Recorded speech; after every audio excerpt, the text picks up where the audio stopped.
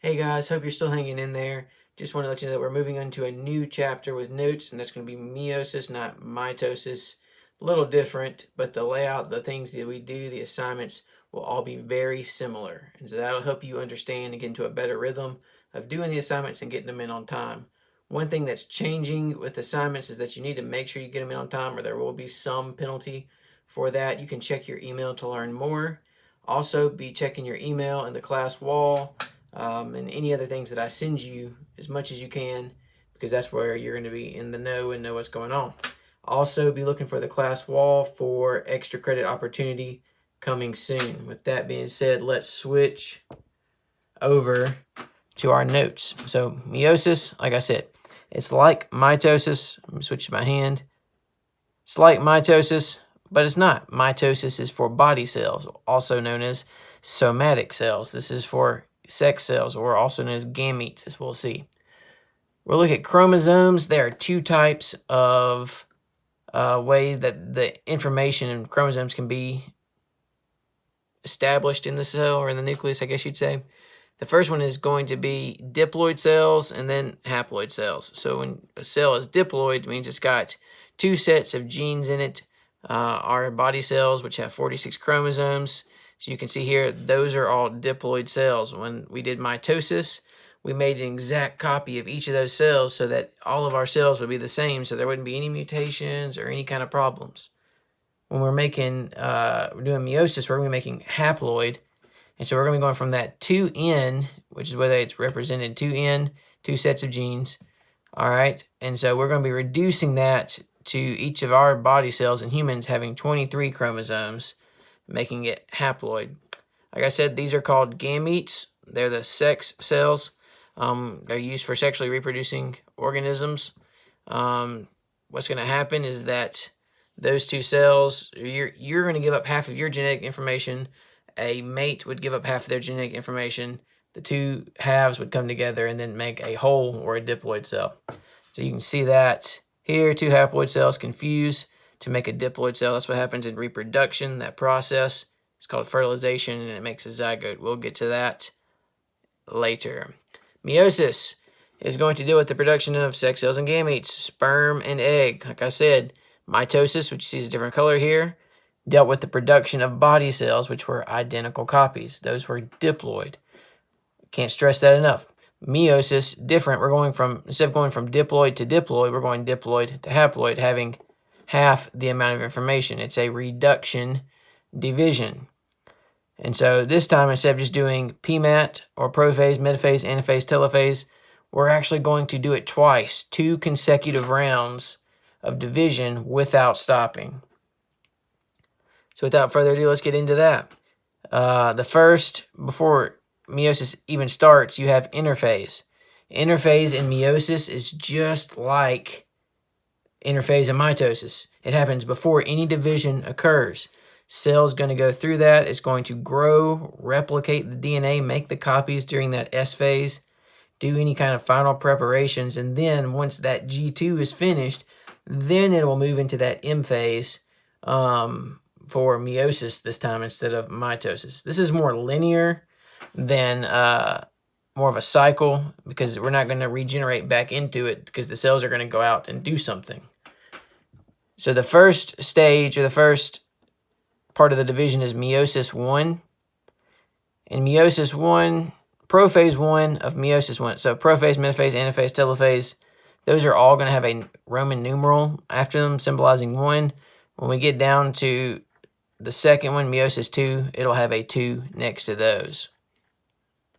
All right, so in prophase 1, very similar to mitosis, the DNA will condense into chromosomes, spindle will form as the centrioles are going to move to the opposite sides, as you can see. So condensing, no nuclear envelope, that's disappeared. And then the centrioles are going to be moving, and the spindle in between them is going to be forming.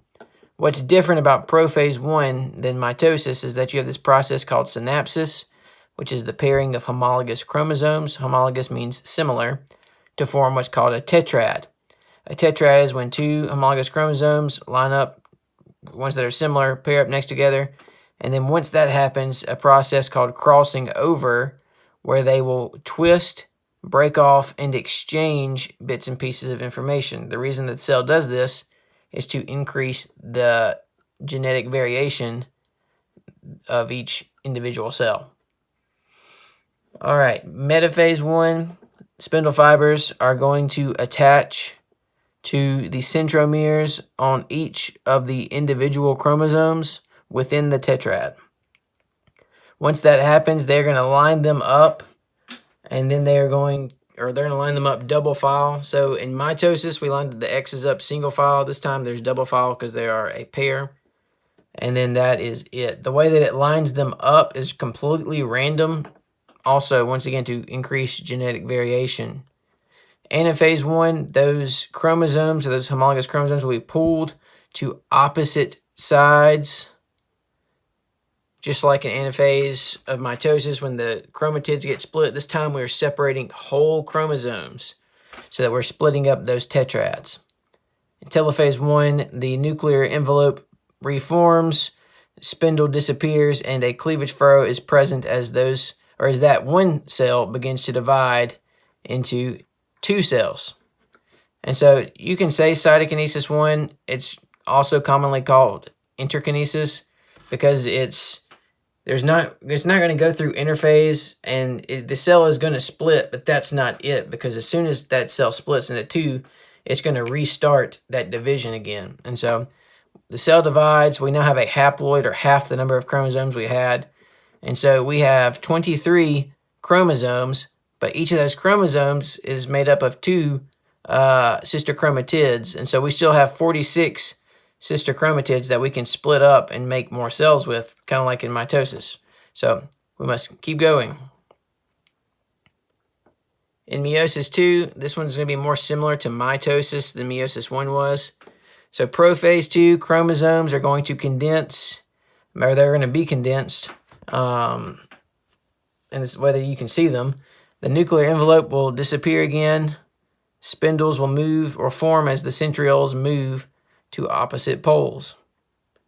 In metaphase 2, the spindles are going to attach to the centromere on the chromosome and then line them up single file this time down the middle of the cell. But you have this happening in 2 different cells. Key indicator, especially on like quizzes or on your test or anything, if you see 2 cells, it's going to be meiosis 2.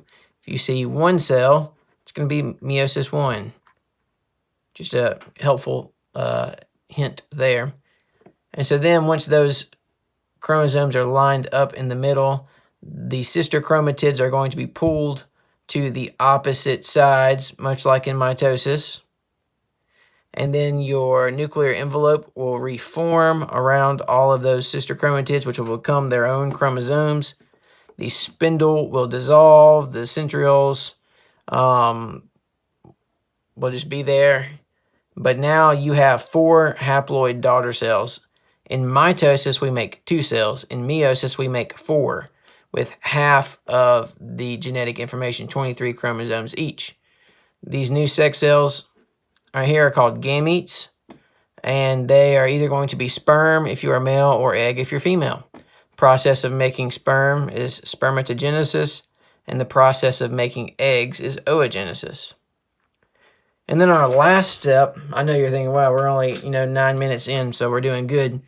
The next step is fertilization. So after these 2 cells are made, reproduction happens between 2 organisms. And so then when a sperm and an egg fuse together, it creates a new organism, at which at that point, that organism is called a zygote. It's a single cell new organism that's going to develop into multiple cells and become an embryo, and then a fetus, and then eventually, with humans at least, a child. And so with meiosis, there's a 50-50 chance that genetic traits are going to be passed through the gamete to the offspring, because you have, if you think about it, you have 2 genes, one from your mom and one from your dad inside of you, that are coding for the way that you are.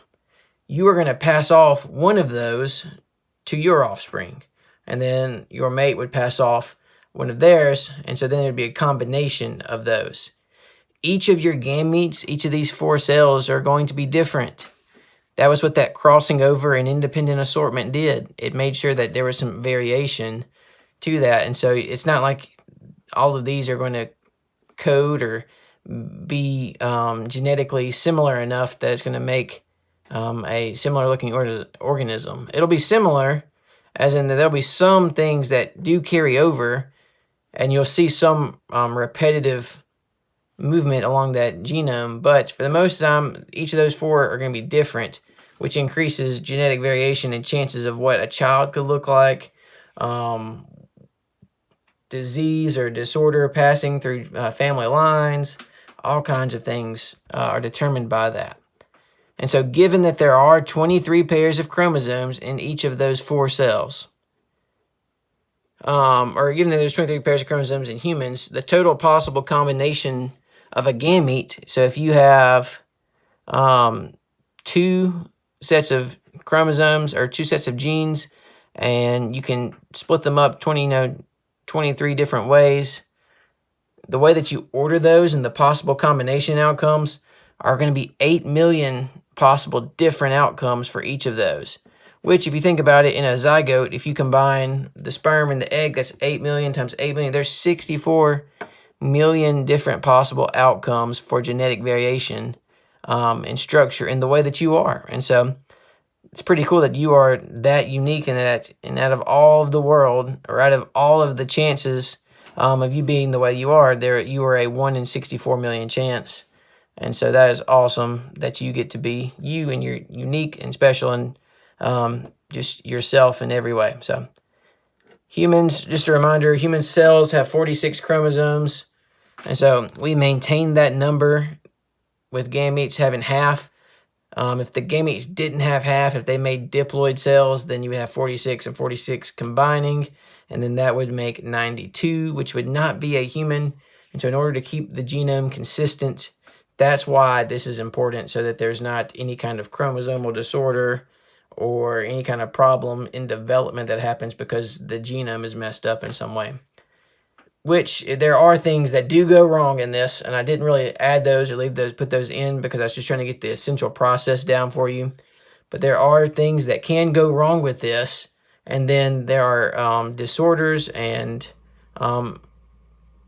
physical, mental, all kinds of problems that can happen or be established because something went wrong during the stage. So it's incredibly important, not just for increasing genetic variation, but for life itself. And so I'm hoping that you can go back through, watch this, catch it again if you need to.